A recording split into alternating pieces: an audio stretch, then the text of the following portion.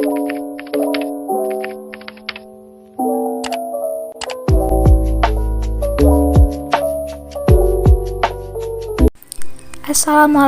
warahmatullahi wabarakatuh. Halo guys, kembali lagi dengan saya Saparia, NIM 190569201002 di mata kuliah Masyarakat dan Pembangunan Asia Tenggara. Nah, di video kali ini saya akan membahas mengenai permasalahan yang ada di Asia Tenggara, yaitu terorisme dan masalah perbatasan. So, silahkan disimak ya guys. Terorisme merupakan salah satu dari sekian istilah dan konsep dalam ilmu sosial yang penuh kontroversi dan perdebatan. Hal ini tidak lepas dari fakta bahwa upaya untuk mendefinisikan terorisme itu tidak dapat dilepaskan dari berbagai kepentingan, termasuk kepentingan ideologi politik. Istilah terorisme lebih mengarah pada taktik, alat untuk mencapai tujuan tertentu. Sebagai sebuah taktik, terorisme selalu dapat digunakan kapan saja untuk sebuah aksi bagi suatu kelompok. Jika terorisme dipahami sebagai sebuah taktik, maka sangat keliru orang mendeklarasikan perang terhadap terorisme, karena orang tidak dapat mengalahkan taktik. Pernyataan perang terhadap terorisme sama halnya dengan menyatakan perang secara terus-menerus, atau kenyataannya inilah maksud yang sesungguhnya. Dilihat dari jenis terorisme ada dua, yaitu yang pertama itu state teroris, yaitu instrumen kebijakan suatu rezim penguasa dan negara. Dalam dunia politik, istilah terorisme sering kehilangan makna yang sebenarnya dan menjadi bagian dari retorika yang menyakitkan antara politikus yang bertikai. Yang kedua, non-state, yaitu terorisme, yakni bentuk perlawanan terhadap perlakuan politik, sosial, maupun ekonomi yang tidak adil dan represif yang menimpa seseorang atau kelompok orang. Nah, mungkin kita sering mendengar bahwa kasus terorisme ini sering terjadi antara Israel dan Palestina. Namun, apakah kita tahu bahwa di kawasan Asia Tenggara juga kerap terjadi aksi terorisme ini? Salah satunya ialah di negara Indonesia. Terorisme ini masih sangat rawan terjadi di Indonesia karena pelaku teror yang terorganisir secara baik di masyarakat. Mereka tinggal merantau ataupun nomaden di wilayah Indonesia. Dengan menyebarnya para anggota teror dan tetap dalam komando satu arah, menyulitkan masyarakat maupun polisi untuk melacak mereka. Nah, contoh kasus terorisme yang pernah terjadi di Indonesia ini ialah salah satunya bom di 3 gereja di Surabaya. Nah, pelaku ini merupakan satu keluarga. Bom diledakkan di gereja Santa Maria Tak Bercela, GKI Diponegoro, dan gereja Pentakosta Jalan Arjuna. Keluarga yang diketahui merupakan anggota dari kelompok JAD itu tewas dalam aksinya. Nah, dalam insiden ini 3 anak diajak ikut serta bersama orang tuanya dalam melakukan aksi bom bunuh diri ini. Kejadian ini terjadi tepatnya pada bulan Mei 2018. Lantas, apa yang menjadi penyebab seseorang ingin melakukan atau menjadi terorisme?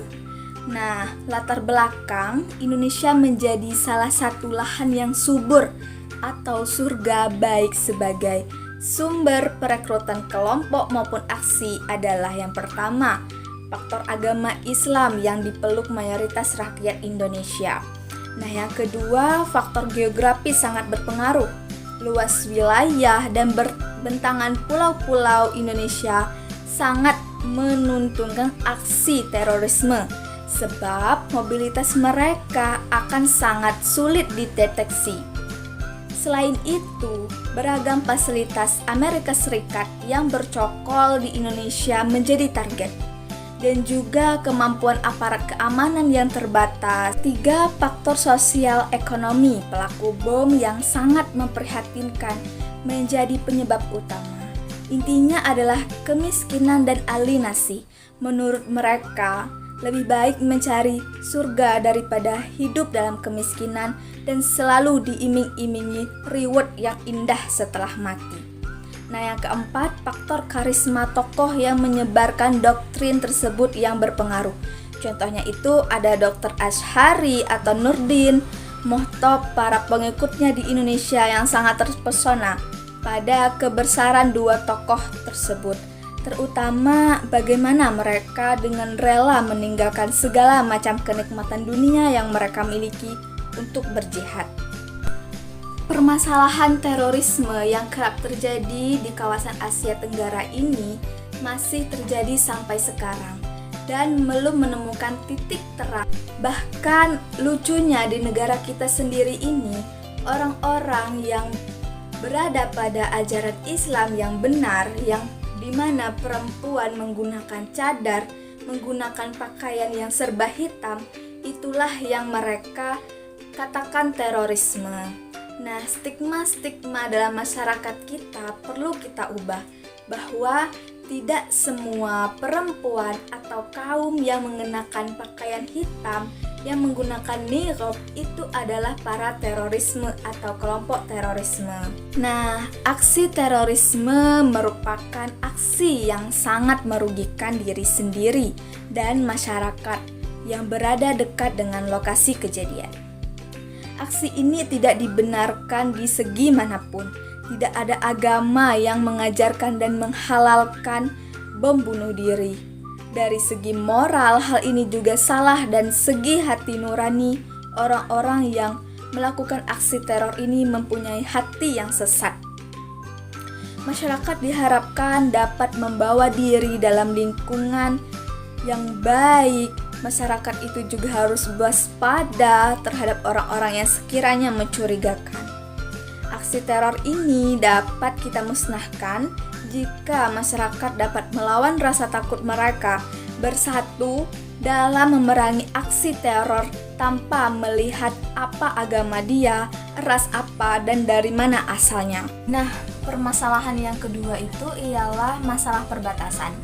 Di sini saya mengambil contoh masalah perbatasan yang ada di Laut Natuna. Secara tidak langsung, Indonesia memiliki kedaulatan di perairan yang menjadi bagian dari kawasan Laut Cina Selatan dan hak berdaulat di sana. Hal ini dikarenakan ZEE Indonesia di Kepulauan Natuna termasuk dalam klaim Land-Desline yang dibuat oleh RRT, sehingga Indonesia mempunyai kepentingan terhadap keamanan wilayah tersebut.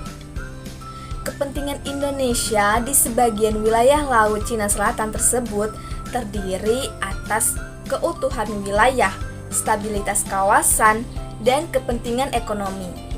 Kepentingan atas keutuhan wilayah terkait dengan batas klaim Land-Desline atas wilayah Laut Cina Selatan yang belum disepakati oleh pihak Indonesia, menyebabkan berkurangnya kedaulatan Indonesia atas perairan ZEE di Kepulauan Natuna, sehingga dikhawatirkan mengganggu stabilitas keamanan perairan Indonesia dan pemanfaatan sumber daya yang terdapat di ZEE Indonesia di bagian utara Kepulauan Natuna.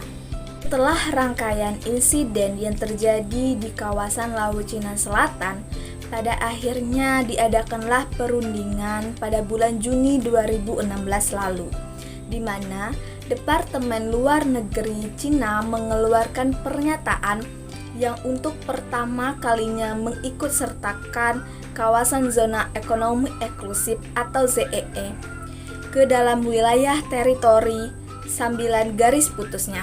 Selain penetapan COC dan juga pembahasan DOC, pemerintah Indonesia juga menetapkan daftar koordinat geografis dari pangkalan kepulauan Indonesia kepada Sekretariat Jenderal PBB pada 11 Maret 2009 lalu.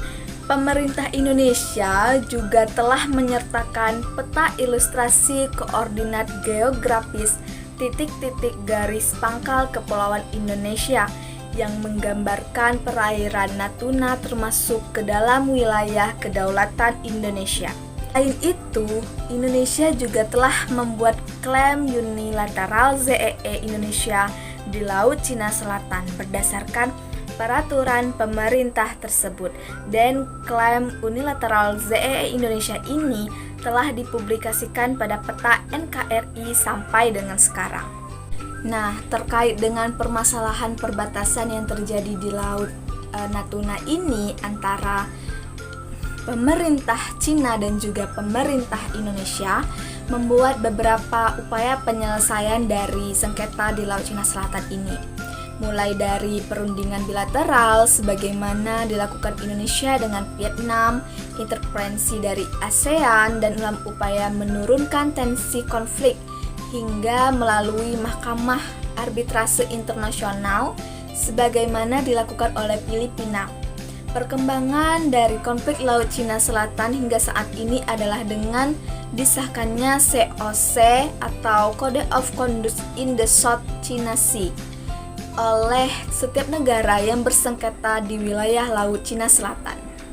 Namun, pada faktanya, permasalahan perbatasan yang terjadi di Laut Natuna ini kerap terjadi sampai dengan sekarang, sehingga pemerintah mendatangkan banyak keamanan baik dari laut, darat, dan juga udara untuk menjaga Laut Natuna Utara ini dari negara-negara tetangga yang ingin merebut pulau ini.